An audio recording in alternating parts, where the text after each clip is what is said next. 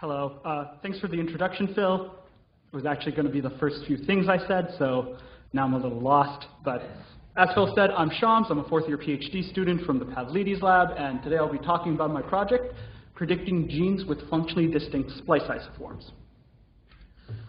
Alternative splicing is a post-transcriptional process that many of us are familiar with. A single gene, through the combination of its multiple introns and exons, may yield distinct final mRNA products. And what we know from multiple RNA-seq studies is that most genes have multiple splice isoforms. And what we also know is that the more we sequence, the deeper we sequence, the more isoforms we see. And this fact is something that we have definitely seen in our databases. So, for example, as time has gone on, so as time has gone on, the average number of splice isoforms per gene on Ensemble has increased. However, various approaches such as comparative genomics, proteomics, and computational modeling have suggested that most of the splice isoforms that we've been observing from these RNA-seq studies may in fact be non-functional. And what's more is we only know the function of a few splice isoforms. So computationally, we're often left with a needle in a haystack problem. How do we figure out the likely cases of functional splice isoforms versus the likely cases of non-functional isoforms? Now, what I think is more interesting beyond that is what are the cases of splice isoforms that are functionally distinct? As in, where is alternative splicing increasing the functional diversity of a single gene? Classic example of this would be CALCA. CALCA has two splice isoforms, CGRP, calcitonin. CGRP is expressed in neuronal cells and is necessary for vasodilation, whereas calcitonin is expressed in thyroid cells and is necessary for calcium phosphate metabolism. Because both CGRP and calcitonin are necessary for CALCA's overall function, this makes both of these splice isoforms functionally distinct splice isoforms, or FDSis by our definition. Now, CALCA is a great example of a gene with functionally distinct splice isoforms, but at the end of the day, we don't know many cases like this. And that's the overall goal of my thesis, is to predict likely candidates of genes with functionally distinct splice isoforms.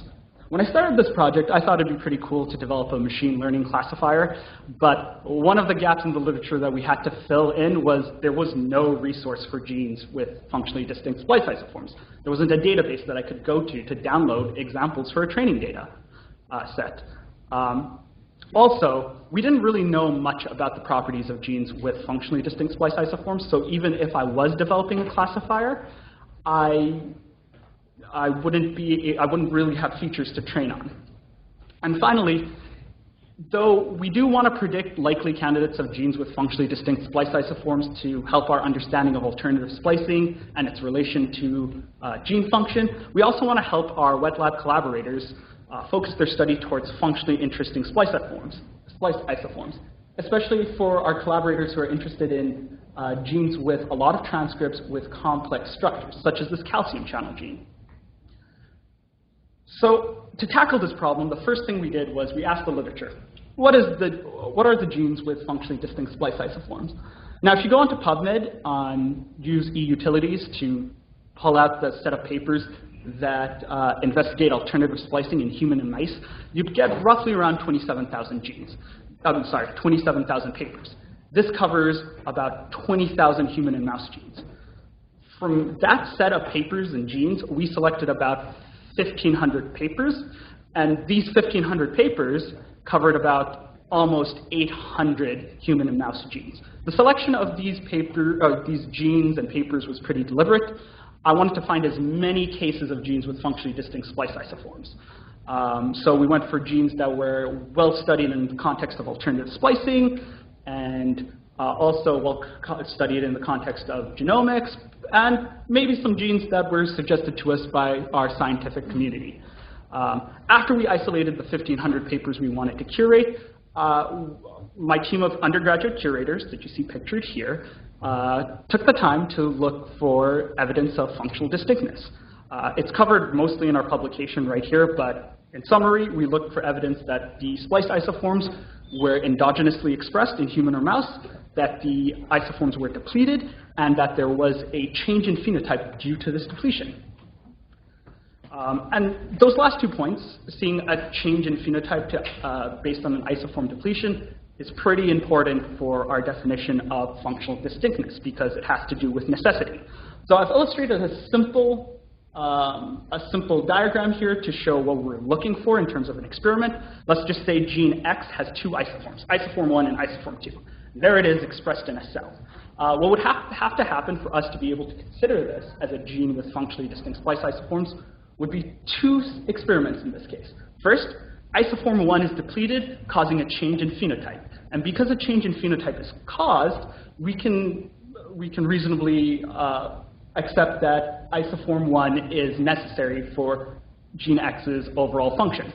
A second experiment is similar, where isoform 2 is depleted, causing a change in phenotype, and again, the isoform is seen to be necessary. Because gene X has at least 2 splice isoforms that are necessary, gene X can be considered as a functionally distinct splice isoform.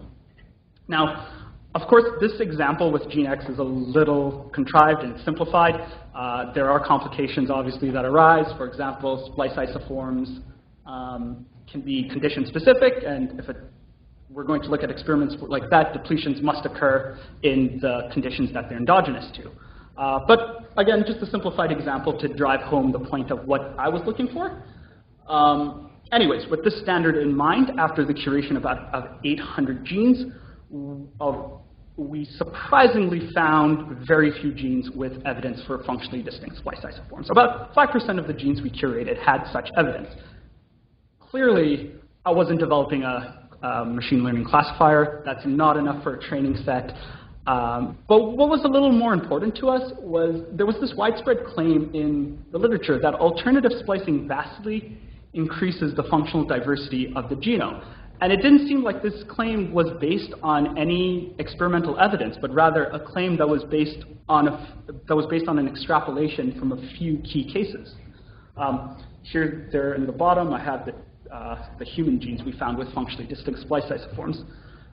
So once we did identify the genes with functionally distinct splice isoforms, we attempted to take these isoforms to a computational resource like Ensemble. We wanted to see where these literature-curated examples of functionally relevant splice isoforms existed. And for about 1/3 of the genes, we could not do that. And that worried us. Because a lot of our tools we use to study alternative splicing, such as APRIS and ASpedia, were anchored to Ensemble. And a lot of predictions and conclusions and discussions in the field were made based on data in Ensemble. And if Ensemble's missing key isoforms, then it suggests to us that a lot of alternative splicing conclusions may be flawed. So with limitations in the literature and the computational resources for alternative splicing, what was I going to do next computationally to help people find more genes with functionally distinct splice isoforms? What we're hoping to do is to rank splice isoforms to help determine likely candidates of genes with functionally distinct splice isoforms. Sure, we might not be able to create a machine learning classifier, but through ranking of key lines of evidence, we might be able to glean out the low-hanging fruit. Our annotation pipeline involves 4 broad spectrums of evidence: mass spectrometry, evolutionary signatures such as conservation, expression pattern evidence, and protein domain evidence. The annotations that we'll be doing through this pipeline will not only be the transcripts found in the reference, but also novel transcripts that are identified in long-read RNA-seq datasets that aren't present in our reference transcriptomes. We'll be getting this long-read RNA-seq data from our collaboration with Terry Snutch here at UBC. Finally, so that the curation efforts of all my undergrads does not go to waste, we're hoping to use the 43 genes with functionally distinct splice isoforms as a validation sanity check, that our annotations does reflect, the annotations of the splice isoforms does reflect what we've seen in the literature. So we're keeping all the relevant cases in our analyses. So with that, I'd like to just thank my supervisor, Paul, the lab, my undergrads for putting up with my ways, our collaborators for their data, and of course the funding agencies. I guess it's question time? Yeah. Okay.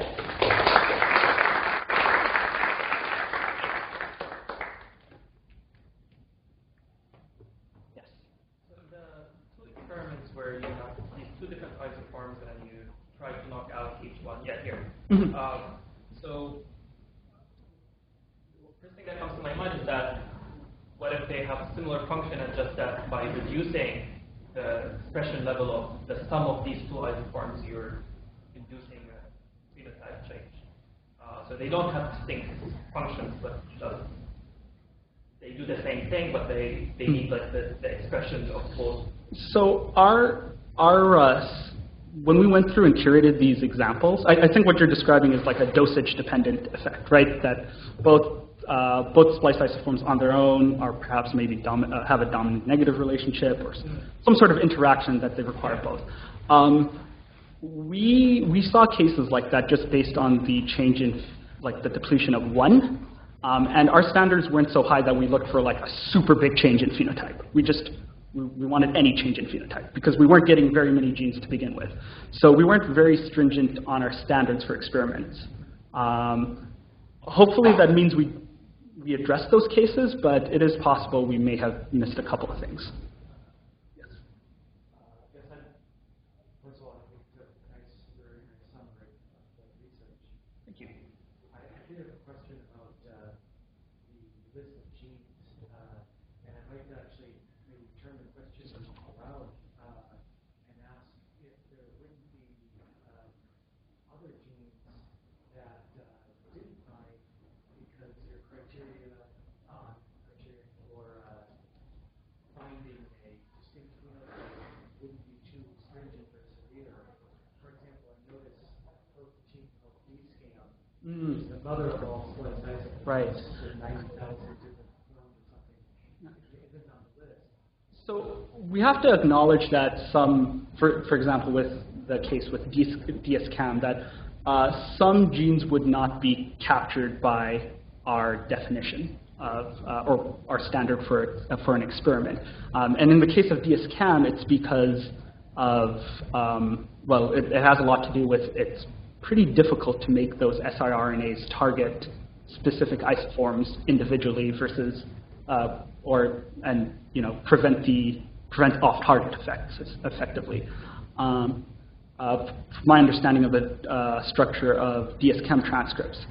That being said, we were still really surprised with how low 5% was. Again, these weren't, our selection of genes were not random, right? These were things that everyone studies in the context of genomics. We just, it was just low, so it just seemed like people weren't doing the experiments for functional distinctness. We also entertained the possibility that maybe overexpression studies should be used, even though it doesn't necessarily show necessity. But even including overexpression experiments, that proportion of 5% only rises to 13%. So it seems like a gap that's in our field. Are you focusing mainly on splice isoforms that result in changes to the protein sequence? Because if you consider isoforms that just change, say, the 5' UTR, then like a gene with 2 promoters in 2 completely different tissues, as long as those promoters are distinct to that tissue and the gene is necessary in both those tissues, these are functionally distinct isoforms, and it has the same function, so you can't really say knock down one and expect it to be different because the protein sequence would be the same. Right, but if you knock down one in its specific condition, wouldn't you expect to see, and the gene is depleted in just that condition that it's been claimed to have a function for, wouldn't you see a change in phenotype? Yeah, but you would need, you would just need to see a knockdown in 2 different tissues then, right? Right, and so for some of these cases, they were exactly that. I didn't go into the whole condition specificity aspect of it just for the sake of time, but that was a key part of our paper. Interestingly enough, even though the regulation of splicing being condition specific is greatly discussed in the bioinformatics literature, only 13 of these genes were studied in such a context. So it also just seemed like experiments weren't being done like that. Is there more complexity of splicing in the untranslated regions than in translated regions?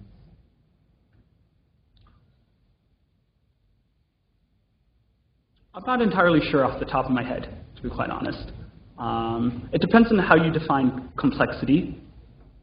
Well, number of alternative exons and alternative splice isoforms that are detected. Right. So in which case, the answer by numerous other groups would be yes. Yeah, there is more complexity due to the untranslated regions.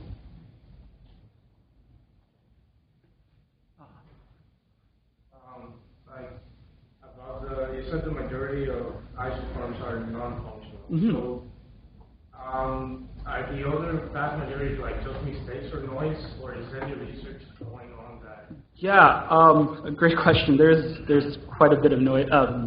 There's quite a bit of noise, but there's also a lot of research on that noise.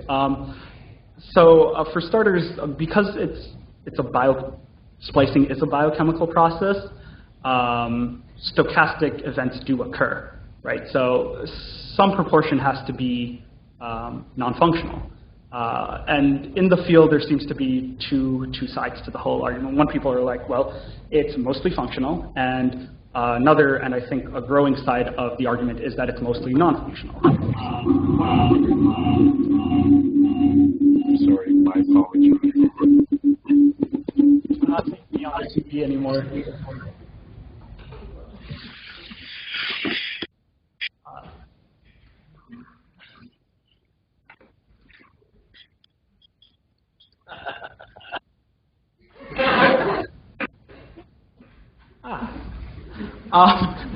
So as I mentioned in the first slide, the three big lines of evidence are comparative genomics. Most spliced isoforms are not under selection pressures based on a number of studies. Statistical modeling of alternative splicing matches computational models that involve an error rate. And finally, the proteomic mass spectrometry experiments just do not detect these spliced isoforms. Anyways, Phil's telling me I need to wrap this up, so thank you. You guys have been a great audience.